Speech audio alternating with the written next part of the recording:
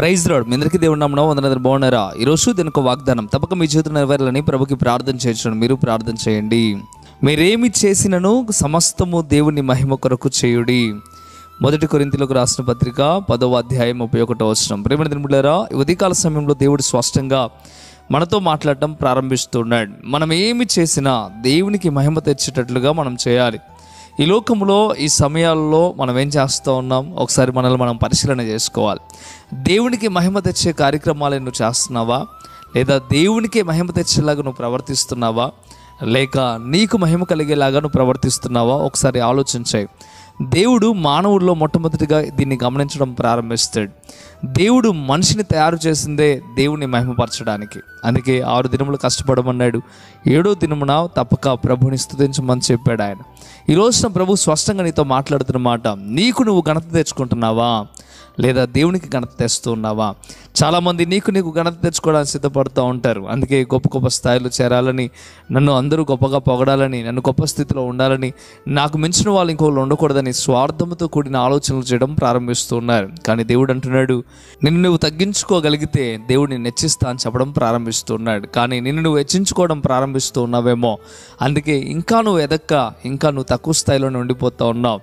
దేవుడు ఉదయకాల సమయంలో తేటగా నీతో చెప్తా ఉన్నాడు, నువ్వు దేవుని మహింపరుస్తే దేవుడు నీకు కూడా గొప్ప స్థాయిని ఇస్తాడు. కానీ నిన్ను హెచ్చించుకుంటూ ఉంటే దేవుడు నిన్ను తగ్గించేస్తాడు అనే విషయాన్ని నేను మర్చిపోకు. దేవుడు స్పష్టంగా ఉదయకాల సమయంలో మాట్లాడుతూ ఉన్నాడు. ఇకనైనా జ్ఞానము కలిగి, బుద్ధి కలిగి దేవుని మహిమపరచడానికి సిద్ధపడు. సమస్తం దేవుడు నీకు ఇచ్చాడు, మంచి ఆరోగ్యాన్ని, బలాన్ని, శక్తిని, ఈ సర్వ సృష్టిని, ఇదిగో నీకు కంఠంలో జీవాన్ని, దేవుడు అన్నిటినీ దేవుడు నీకు ఇచ్చేసాడు. ఇంకా దేవుని మహిమపరచకుండా నీ స్వార్థం కొరకు నువ్వు బ్రతకడం ప్రారంభిస్తున్నావా?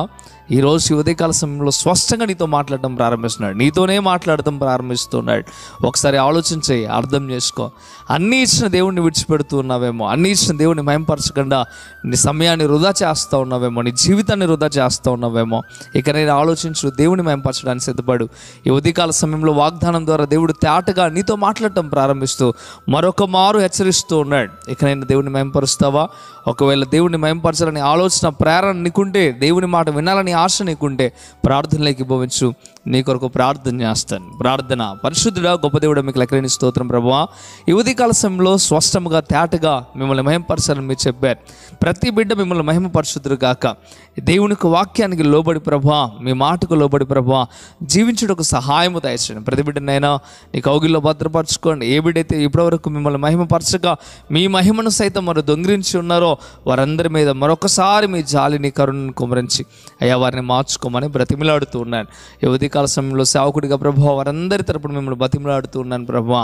వారందరినీ క్షమించి అయ్యా మీకు మహిమ తెచ్చే బిడ్డలుగా బ్రతకాలని ఆశపడుతూ ఉండగా మీరే మహిమ ఘనత ప్రభావం పొందుకొని నీ బిడ్డలు నడిపించమని బ్రతిమిలాడుతూ ఉన్నాను. అయ్యా ఏ కష్టాల్లో, ఏ ఇబ్బందుల్లో, ఇరుకుల్లో నీ బిడ్డలు ఉన్నారో నీకు బాగా తెలుసు. ప్రతి ఒక్క సమస్యల్లో మీరు తోడుగా ఉండండి, కష్టాల్లో మీరు తోడుగా ఉండండి, ఇబ్బందుల్లో మీరు తోడుగా ఉండండి ప్రభువా. మీకు వందనాలు అయ్యా. ఇంటర్ రిజల్ట్ వచ్చి ఉంది ప్రభువా. ఏ బిడ్డలైతే ప్రభువా బలహీనులుగా ఉండి, ఏ బిడ్డలైతే ఇంకనైనా కృంగిపోయిన వారిగా ఉన్నారో ఒకవేళ వారిని కూడా లేవడెత్తండి అయ్యా ప్రభువా. మీకు వందనాలు. ఫెయిల్ అయిన ప్రతి ఒక్క బిడ్డకు మరొక అవకాశం మీరు దయచేసి మేలు చేయమని అయ్యా. ఎవరైతే ఉత్తీర్ణులయ్యారో వారు మిమ్మల్ని మహిమపరచడానికి సహాయము దయచేయమని యేసయ్య నామములో మిక్కిలి బతిమలాడి వేడుకుంటున్నాము తండ్రి. Amen, amen. మంచిది. ఈ వాగ్దానం ద్వారా దేవుడు మీతో మాట్లాడినట్టయితే తప్పక వీడియోని లైక్ చేయండి.